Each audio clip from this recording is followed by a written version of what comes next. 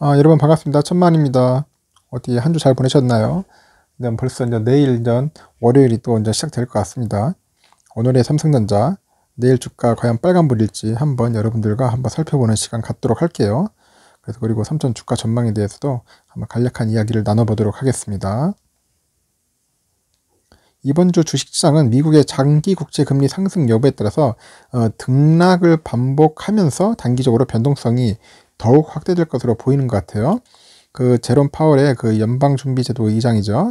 그 지속된 시장 달래기에도 미국 국채금리가 좀처럼 그 안정되지 못하고 있는 상황에서 추가적인 연준의 대응이 나오지 않는 한 박스권에서 횡보할 것이라는 그 전망이 굉장히 우세해요. 그 증권가에서는 이번 주 코스피 예상 밴드를 2,970에서 3,130까지 이제 보고 있습니다. 18일 그 연방공개시장위원회 그 FOMC죠.까지 연준 위원들은 통화 정책에 관한 발언을 할 수 없는 일종의 블랙아웃 기간이 진행됩니다. 이번 주는 코스피도 박스권 내에서 움직일 거라는 그런 이야기들이 나오고 있고 그렇게 분석되고 있어요. 그리고 코스피는 투자 심리가 전반적으로 약해졌기 때문에 큰 호재가 발표되지 않는다면 기존 횡보세를 유지할 가능성이 높다며 투자자들이 기대하는 것은 시장 금리의 안정화인데 파월 연준 의장이 연설위에는 금리 상승을 진정시켜줄 요인이 거의 없다고 지금 보고 있습니다. 파월의 역할이 상당히 크네요. 그리고 중국 양의 정책 모멘텀이 중국 시장에 긍정적으로 작용할 것이라는 그런 전망이 있습니다. 그래서 지난 4일에 시작해서 오늘 11일까지 진행되는 그 양회는 중국의 정책과 통화방향 정책에 대해서 내용을 확인할 수 있어요. 경기 부양책이 시장을 흔들 수 있는 요인이 될 수 있을 것 같다는 그런 얘기들이 좀 종종 들려오고 있는데, 일단은 그 1조 9천억 달러의 규모의 코로나19 경기 부양안이 다음 주에 미 의회의 최종 승인을 앞두고 있잖아요. 그래서 시장은 상당히 머릿속이 복잡할 거라고 이제 그런 얘기들이 들리고 있습니다. 이번에 그 천문학적 규모의 부양안은 그 증시와 경제 전반에 힘을 불어 넣어줄 호재임은 분명한데, 시장은 정부의 막대한 돈 풀기가 인플레와 금리 영향을 줄 수 있다면서 그에 대해서 굉장히 우려를 하고 있는 거죠. 인플레이션과 금리 영향을 줄 수 있다. 그래서 시장에는 양날의 칼이 될 수 있지 않나. 양날의 칼. 상당히 의미 있는 단어죠. 양날의 칼. 그래서 마이클 헤론 그 수석 투자 전략가라는 사람이 있는데, 이번 주 시장은 경기 부양책에 따른 움직임을 예의주시할 거랍니다. 예의주시하고 아울러 10년물 국채금리 움직임하고 CPI 그 소비자 물가지수죠. 이 데이터도 시장에 영향을 미칠 것이라고 진단을 하고 있어요. 지금. 그래서 그는 국채 수익률 상승이 인플레이션 상승하고 며칠 이룰 경우에는 시장이 이를 감당할 수 있을 것이다. 그렇게 보고 있고요. 문제는 그 금리 상승이 인플레이션을 훨씬 상회하는 경우랍니다. 이러면 좀 머리 아프겠죠. 또 이제 꼬이는 거죠. 그래서 이어서 지난해 12월에 그 승인된 그 경기 부양책이 이어서 다음 부양책이 나오면은 이제는 그 경제를 과열시키고 이제 인플레이션을 다시 또 일으킬 수 있다. 이제 그렇게 얘기들이 나오고 있고요. 그 불구덩이에 더 많은 연료를 쏟아 부을 것이라고 이제 시장은 이런 점에 이제 굉장히 우려를 하고 있는 거예요. 그래서 CNBC는 이번 주 예정된 그 재무부 국채 경매도 시장의 와일드 카드가 될 수 있다고 분석을 하고 있어요. 오는 10일에는 380억 달러 규모의 10년물 대한 경매가 열리고요. 11일에는 240억 달러 규모의 30년물 경매가 있다고 합니다. 그래서 이제 그 찰스 스왑이라는 그 수석 투자 전문가가 10년물 국제 금리가 1.5%, 1.6%를 찍는 것이 시장의 지독한 걸칫거리는 아니다. 금리가 움직이는 속도가 문제, 속도. 금리의 그 속도가 상당히 문제라고 이렇게 전문가들은 보고 있고요. 그 최근 시장은 그 기술주나 성장주 중심에서 이제 금융, 에너지, 산업 부분으로 상승 에너지가 이동한 모습이라 합니다. 그리고 2년 만에 최고치 육박한 그 유가죠. 벌써 들썩들썩이죠. 그리고 에너지 섹터는 벌써 10% 이상 올랐고요. 금융 섹터도 벌써 한 4.3% 올랐습니다. 그 나스닥 시장에 대한 시장의 전망은 나쁘진 않다고 보고 있어요. 지난주 상당한 후퇴를 겪었죠. 그래서 지난 금요일 장기금리가 올랐음에도 나스닥 지수가 상승세를 보였다는 것은 긍정적 신호다. 이렇게 평을 하고 있죠. 이번 주 주목할 경제 수치는 10일에 아까 오전 발표는 CPI입니다.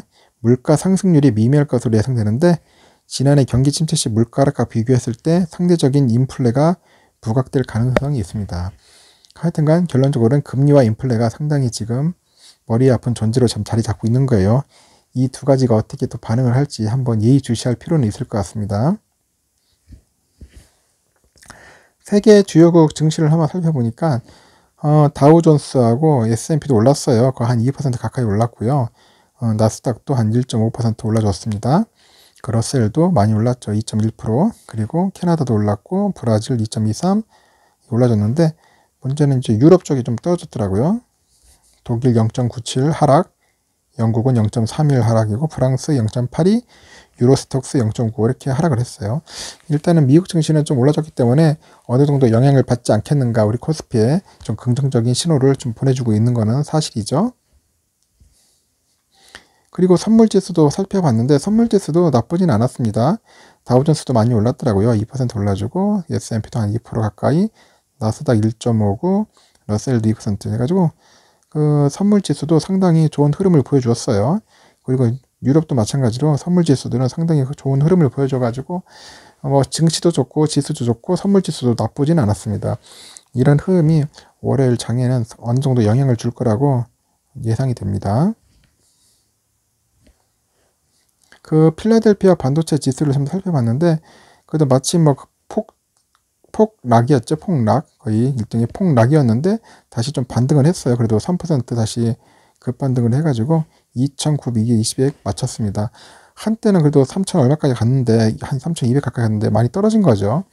그래서 이제 이 반도체 지수가 좀 어느 정도 상승세가 꺾이면 안 되는 꺾여가지고 좀 아쉬웠어요. 계속 좀 올라가줬으면 좋았을 텐데 이 꺾이다 보니까 이에 관련된 그 반도체 업체들이 거의 죽을 썼죠. 거의. 반도체 업체 지수들도 그나마 좀 많이 올라줬어요.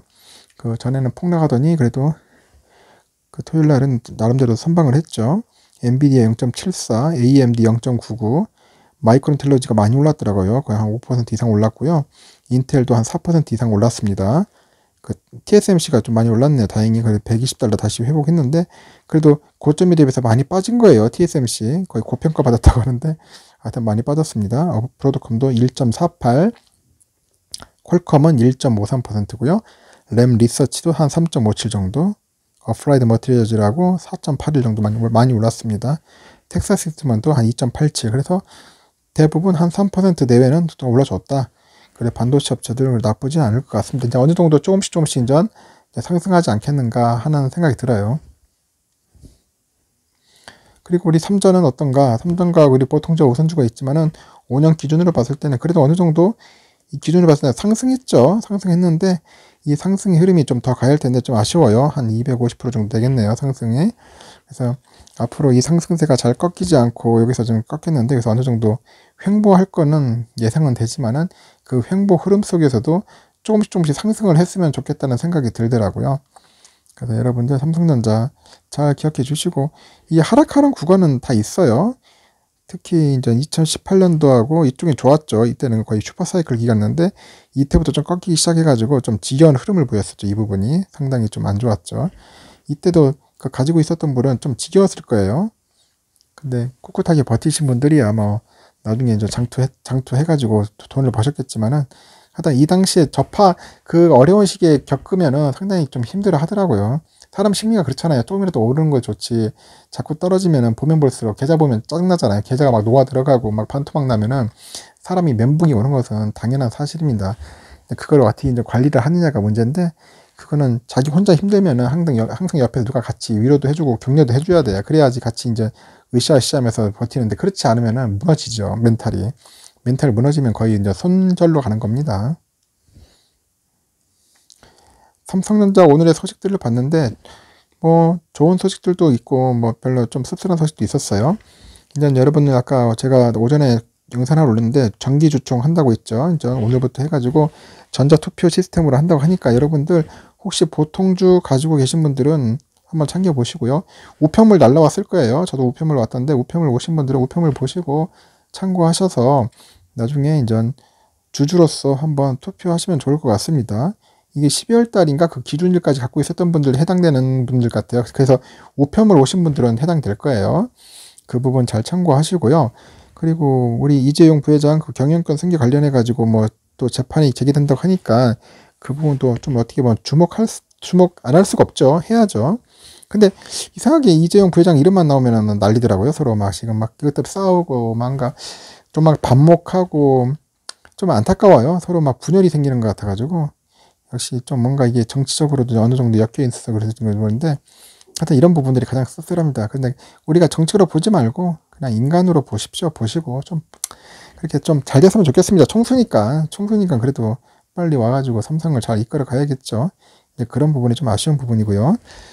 한국 경제에서도 보니까 삼성전자가 이제 그 화이 빈자리가 있다 보니까 이 중저가 라인에 이제 집중을 해야겠죠. 그래서 이제 40만 원대 이제 5G 폰 나온다고 하더라고요. 이제 5G 폰 나오면은 삼성도 이제 고가 폰, 플래그십 폰도 있지만은 이제 중저가에도 이제 관심을 가져야 한다. 이 부분도 상당히 큽니다. 또 LG폰 빠져나가면 또 LG폰 그 자리도 메꿔야겠죠. 이 스마트폰 수익도 상당히 무시 못하는 그 금액이에요.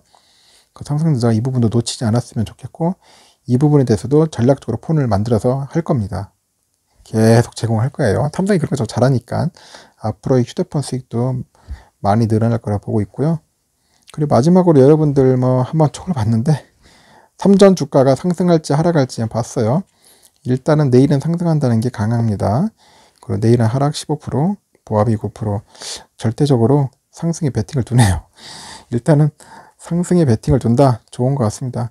저도 왠지 느낌은 내일은 좀 파란불이 아니라 빨간불이지 않겠는가 하는 생각이 듭니다. 근데 이 빨간불도 너무 급등은 아닐 거예요. 적당한 상승이 나오겠죠.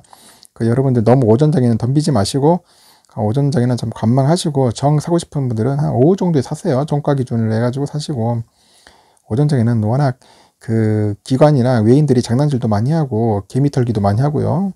끌어올렸다가 막 갑자기 매도 치는 경우도 많이 있습니다. 그래서 그런 페이스에 물리지 않도록 하시고 항상 제가 하는 얘기가 무조건 싸게 사자. 100원이라도 싸게 사자. 그런 전략입니다. 100원이라도 싸게 사가지고 계속 모으자. 그게 가장 좋은 것 같습니다. 현명한 방법이고. 그래서 여러분들 한꺼번에 많이 사지 마시고 분할로 하세요. 타이밍을 정해가지고 하루에 만 10주 산다 하면 한 막 두세 시간마다 한 두 주씩, 한 주씩 이렇게 셀서 사시라고요. 그렇게 하면서 혹시 높게 사면 평단가도 낮출 수도 있고 하니까 분할 매수를 하시는 것을 적극 추천드립니다. 하여튼 저는 천만전자는 내일 빨간불에 베팅을 한번 걸어보겠습니다. 하여튼 여러분들 휴일 동안 고생하셨고 편안히 쉬시고요. 또 내일 아침에 한번 뵙도록 하겠습니다. 이상 천만전자였습니다. 감사합니다.